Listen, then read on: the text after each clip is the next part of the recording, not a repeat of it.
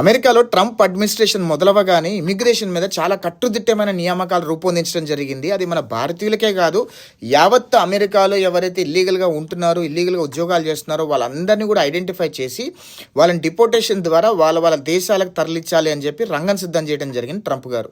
దానిలో భాగంగానే USCIS, department of homeland security, immigration agents అందరికీ కూడా ఎక్కడ ఇల్లీగల్ జాబ్స్ చేస్తున్నారు, ఎక్కడ ఇల్లీగల్గా నివసిస్తున్నారని ఒక ఐడియా ఉంది, వాళ్ళకి ఒక ఇన్ఫర్మేషన్ ఉంది. దానిలో భాగంగానే ఇమిగ్రేషన్ ఏజెంట్లు, department of homes and security ఏజెంట్లు అందరూ కలిసి గురుద్వారాల మీద, టెంపుల్స్ మీద, ఇండియన్ రెస్టారెంట్ల మీద, ఇండియన్ మోటల్స్ మీద, అదేవిధంగా ఇండియన్ గ్రాసరీ స్టోర్ల మీద, మెక్డొనాల్డ్స్ మీద అట్లా మెరుపు దాడులు చేస్తున్నారు. దానిలో భాగంగా నిన్న 3 ఇన్సిడెంట్లు జరిగాయి. ఒకటి న్యూజెర్సీలో జరిగింది, ఒకటి నార్త్ కెరోలినాలో జరిగింది, ఒకటి షికాగోలో జరిగింది. న్యూజెర్సీలో జరిగిన 2 ఇన్సిడెంట్లు కూడా, ఒక ఇన్సిడెంట్ ఏమో అక్కడ ఉన్న గురుద్వారా మీద దాడి చేయడం జరిగింది. ఆ గురుద్వారాలో ఎవరైతే ఇల్లీగల్గా ఉన్నారో వాళ్ళందరినీ కస్టడీలో తీసుకోవడం జరిగింది. రెండోది, ఒక ఇండియన్ రెస్టారెంట్ మీద దాడి చేస్తే ఆ ఇండియన్ రెస్టారెంట్లో 3 పిల్లలు, మాస్టర్స్ చదువుకోవడానికి వచ్చిన పిల్లలు అక్కడ పార్ట్ టైం జాబ్ చేస్తూ దొరికిపోయారు. వాళ్ళని కూడా కస్టడీలో తీసుకున్నారు.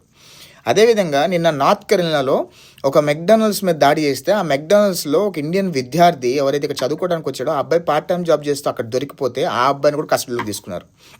షికాగోలో ఒక ఇండియన్ గ్రాసరీ స్టోర్లో మీద దాడి చేస్తే ఆ గ్రాసరీ స్టోర్లో దాదాపు 16 మంది మెక్సికన్లు ఇల్లీగల్గా అక్కడ ఉంటూ అక్కడ పనిచేస్తున్న చూసి వాళ్ళందరినీ కస్టడీలో తీసుకున్నారు. దాంతోపాటు 2 ఇండియన్ విద్యార్థులు ఎవరైతే మాస్టర్స్ చేస్తూ అక్కడ పార్ట్ టైం జాబ్ చేస్తున్నారో వాళ్ళని కూడా కస్టడీలో తీసుకున్నారు.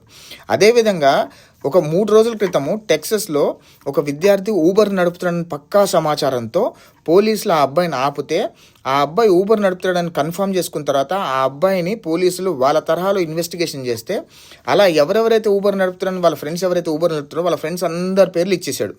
ఇప్పుడు ఇమిగ్రేషన్ ఏజెంట్లు వాళ్ళ ఫ్రెండ్స్ని పట్టుకునే ప్రయత్నాలు ఉన్నారు.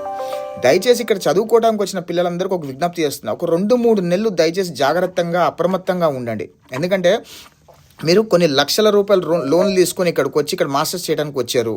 మాస్టర్స్ మధ్యలో కనుక ఏమైనా అయితే కనుక అక్కడ మీరు లోను తీర్చుకోలేరు. ఆ బర్డెన్ అంతా కూడా మీ పేరెంట్స్ మీద పడుతుంది. దయచేసి ఇట్లాంటి ఇల్లీగల్ యాక్టివిటీస్ కొంచెం దూరంగా ఉండమని విజ్ఞప్తి చేస్తున్నాము.